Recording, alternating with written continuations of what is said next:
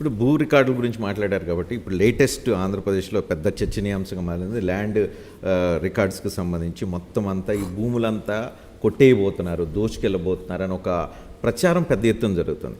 As a CM మీరు ఏం చెప్పగలుగుతారు, ప్రజలకు ఏం ఇన్సూరెన్స్ ఇవ్వగలుగుతారు ఈ పర్టికులర్ ఇష్యూ మీద? బేసిక్లీ ప్రజల మనోభావాలతో ఈ మాదిరిగా అబద్ధాలు చెబుతూ రాజకీయ స్వార్థంతో ఇలా చేయడం అన్నిటికన్నా దారుణమైన పని. In fact so much so that we will be suing them.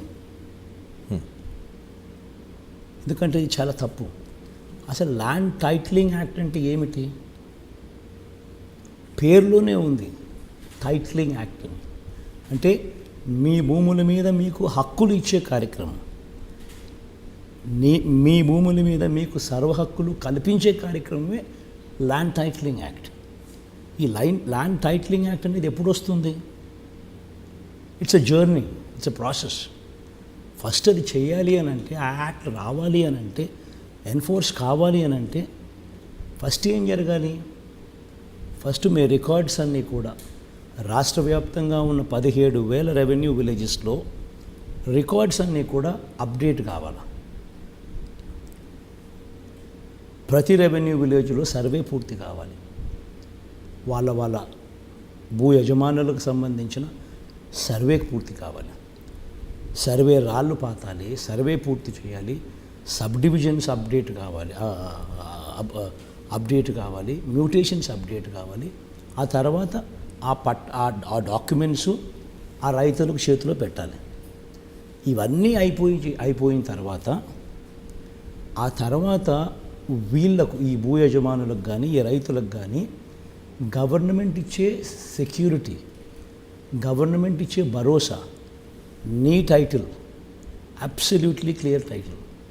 నువ్వు ఎవరికైనా ఈ భూములు అమ్మచ్చు, ఎవరికైనా క్రయ విక్రయాలు చేసుకోవచ్చు.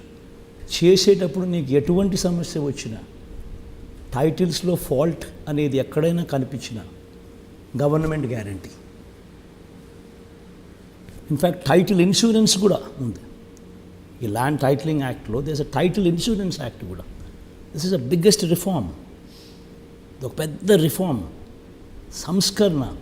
ఎందుకనంటే ఈరోజు సమస్య ఏంది? ఈరోజు మీరు భూములు కొంటారు, మీ రికార్డ్స్ కరెక్ట్గా మీరు కొన్న భూములు పత్రాలు కరెక్టా కాదో మీకు కరెక్ట్ అవునా కాదో తెలియదు. రేపు పొద్దున మీరు కొనిన తర్వాత ఇంకొకడు నాది ఈ ల్యాండ్ అని చెప్పి ఇంకొకడు వస్తాడు. ఆ ప్రాబ్లం సాల్వ్ చేసుకునేదానికి నువ్వు రెవెన్యూ అధికారుల చుట్టూ తిరుగుతారు, కోర్టుల చుట్టూ తిరుగుతారు. ఇటువంటి ప్రాబ్లమ్స్ కన్నిటికీ ఫుల్ స్టాప్ పెట్టే కార్యక్రమం ఈ ల్యాండ్ టైటిలింగ్ యాక్ట్. ఇక్కడే చాలామందికి డౌట్లు వస్తున్నాయి. సర్వే అంటూ చేస్తే ఆ భూమి నాది కాకుండా అయిపోతుందేమో, సర్వే చేస్తే ఇంకోళ్ళ పేరు మీద వస్తుందేమో, సర్వే అయిపోయిన తర్వాత మనకి టైటిల్ రికార్డ్ చేసి ఇచ్చేటప్పుడు ఓన్లీ జిరాక్స్ కాగితాలు ఇస్తారేమో, జిరాక్స్ కాగితాలు ఇస్తే నా ఒరిజినల్ డాక్యుమెంట్ ఎక్కడికి వెళ్ళిపోతుందో, ఇలాంటి అనుమానాలన్నీ వస్తున్నాయి. బీయింగ్ ఏ సీఎం, లేకపోతే ఈ రిఫార్మ్స్కి సంబంధించిన ఆలోచన చేసి తీసుకొస్తున్న ప్రభుత్వానికి సంబంధించిన ప్రతినిధిగా, అధినేతగా మీరు ప్రజలకు ఏమే ఇన్సూరెన్స్ ఇవ్వగలుగుతారు? ఒక లేమెన్ ఉంటాడు, ఆ లేమెన్కి ఏం భరోసా ఇవ్వగలుగుతారు? గుర్తుపెట్టుకోవాల్సింది ఏంటంటే రజనీ, 2 things. ల్యాండ్కి సంబంధించి సర్వే, ల్యాండ్కి సంబంధించి సరిహద్దురాలు వాళ్ళ సమక్షంలోనే పెట్టి వాళ్ళ భూములు డిమార్కేట్ చేసి డాక్యుమెంట్స్ వాళ్ళకే ఇస్తారు in physical form. This is separate act, this is separate story. Registration ప్రాసెస్లో కూడా గ్రామ సచివాలయంలోనే రిజిస్ట్రేషన్ చేసి గొప్ప వెసులుబాటును కూడా తీసుకొచ్చినాం. గ్రామ సచివాలయాలు కూడా సబ్ రిజిస్టర్ ఆఫీస్ కింద పనిచేసే గొప్ప మార్పు కూడా తీసుకొచ్చాం.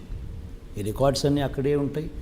రిజిస్ట్రేషన్ చేసి కూడా కార్డ్ 2 అని రిజిస్ట్రేషన్ ప్రాసెస్లో కూడా వి ఈజ్డ్ ఇట్ అవుట్. ఇది సెపరేట్ స్టోరీ.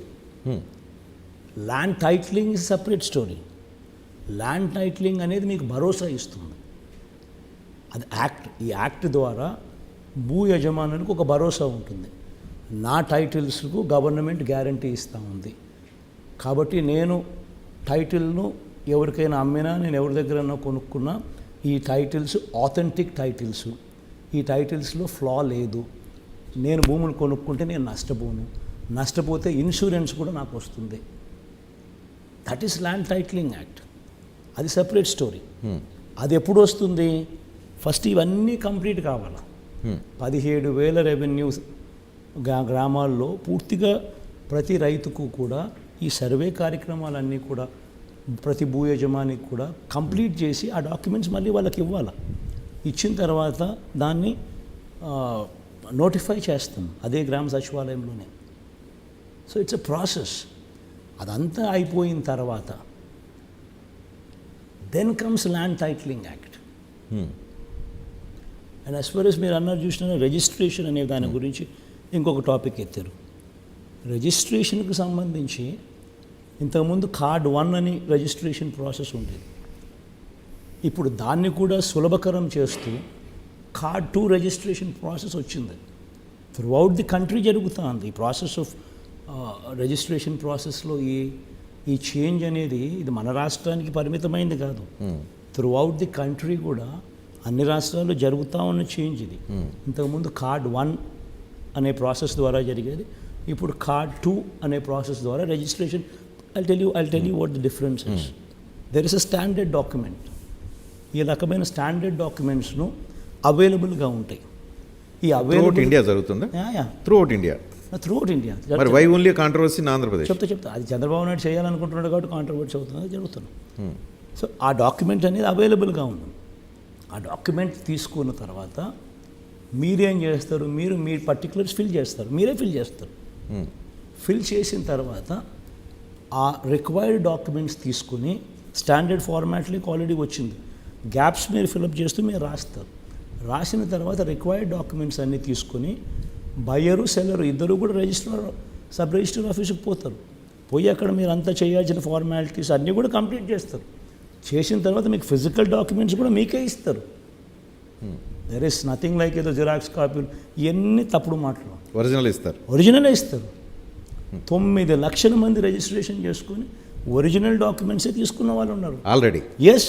మరి కాంట్రవర్సీ ఫ్రెష్గా వస్తుంది. కాంట్రవర్సీ వీళ్ళు చేయాలని. ఎందుకనంటే చంద్రబాబు నాయుడు అనే వ్యక్తి ఏ స్థాయికి దిగజారిపోయాడనంటే అబద్ధాలను ప్రొపగేట్ చేయడం, ఏదో జరిగిపోతూ ఉంది అని ఏదో జరిగిపోతూ ఉందన్న ఒక కల్పన ఇవ్వడం, కేవలం రాజకీయాల కోసం ఇంత దిగజారిపోవడం అన్నది చాలా చాలా చాలా అన్యాయమైన విషయం, దారుణమైన విషయం.